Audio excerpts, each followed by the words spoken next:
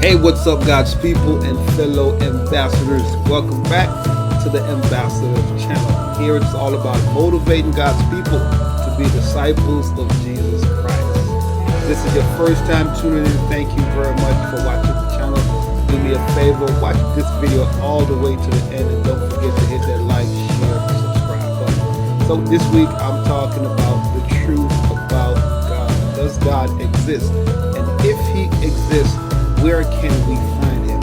Stay tuned. So I'm doing this video because this week someone told me that they don't believe in God. If God really exists, then he would answer prayers. He would answer prayers to totally eradicate the evil and the hate and all the crime that is in this world. And so, I gather from what he was saying, because God is not answering these prayers and these petitions and all of these things are going on in the world, it would seem as if God does not exist.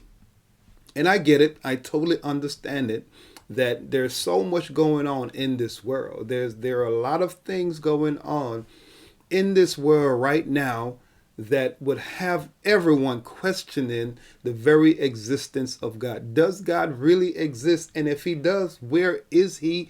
And does he have a concern for us? So, but I want to say this, that because God does not answer the prayers of the just or the unjust, or anyone for that matter, I should say, that make petition before him, does not mean that he don't exist. If my children come to me and ask me for something, petition to me for something, and I does not give it to them by giving them what they requested for, it does not mean I don't exist, and it does not mean that I'm not present. It just means that there is a reason why. And so I explained that a little bit, but then I came home later on that evening, played some basketball with my son, my youngest son, that is 7-year-old. And right before bed, he came to me and he said, "Hey, Dad, you told me that God is with us and is always with me. But when I look to the side of me, I don't see him and I don't see his angels." Now, I was very excited at the fact that he's thinking about God and he's looking for God, because I told him this like weeks back and he still remembered and was actually looking for God beside him. He was looking in the wrong place, but he was looking. So I told him, I said, "Hey, put your hand in front of your face like this and then blow on it."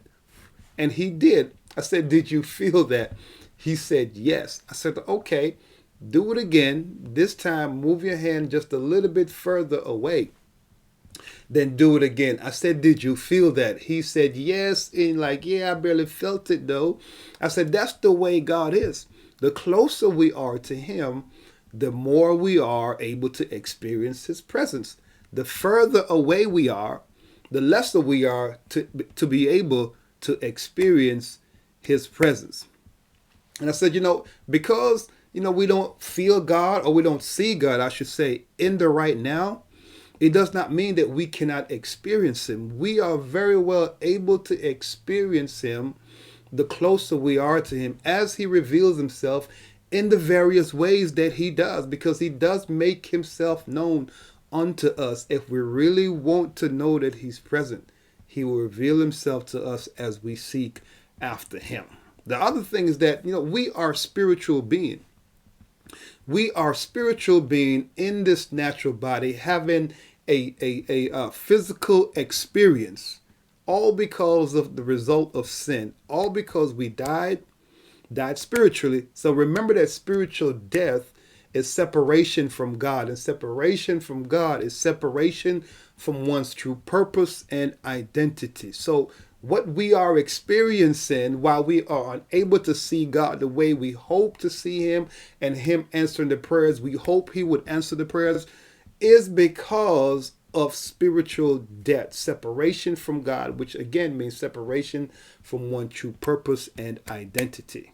But what if we did not have the Bible and all its biblical narratives, to tell us about the mysteries of God? Are we still able to discern or to know anything about the existence of God? Well, the answer is yes. Basically, through observation and experience, we have enough empirical evidence of the existence of God, because the entire creation The entire universe is testifying one to another that God exists. Everything in this universe is speaking and is testifying of the existence of God. Every nationality and every culture is actually observing the same empirical evidence for the existence of God. For example, the earth is perfectly distanced away from the sun to where it's not unbearably hot or cold. If we were any closer or further away, it would be catastrophic. The earth atmosphere, let's take a look at that. The earth atmosphere is made up of various mixtures of gas that is able to sustain human life, plant life, and animal life here on this planet. So when we take all that into consideration, it is very clear to see that none of this that we're seeing now, this planet, us on this planet called Earth, happened by accident. It was not by evolution. It was not by an explosion. It was by an intelligent designer that created the heaven and the earth. Let's take a look at Psalms 19 and 1 and see what it has to say about this. So Psalms 19 and 1 says, "The heavens declare the glory of God. The skies proclaim the work of his hands. Day after day they pour out speech. Night after night they display knowledge. There is no speech or language where their voice is not heard." And then we take a look at Romans 1 and 20. And Romans 1 and 20 says, For since the creation of the world, his invisible attributes are clearly seen, being understood by the things that are made, even his eternal power and Godhead, so that they are without excuse." There you have it. But even, here is something that I think provide even more empirical evidence for the existence of God. And that is the creation of man. When God created us, he created us in his image and in his likeness. So when I'm looking at you and you're looking at me, we are actually looking at empirical evidence for the existence of God. We are truly bearing witness one to another that God truly exists. Now, for people who say God does not exist because of what's going on in the world and what they're seeing, I really think is because they're looking at the wrong thing. Their focus is on the wrong thing. And what they're looking at is really misguiding them away from the truth. Because the reason why things are the way it is in the world, it's not because God is not answering our prayers. It is the result of the creation rejecting the creator. And this is what happened when we turn our back on God and walk away from God and say, we don't need you in our affairs. This is the result of it. And it gets so bad to where we're unable to connect the dots.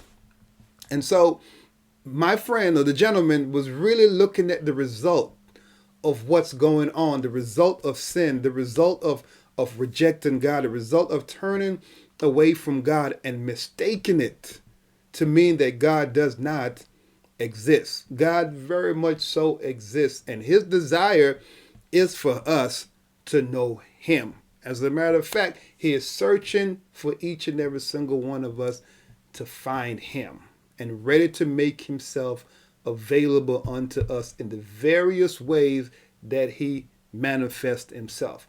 God bless. I hope you enjoyed this little video. If you have any comment, please let me know and we can talk about it.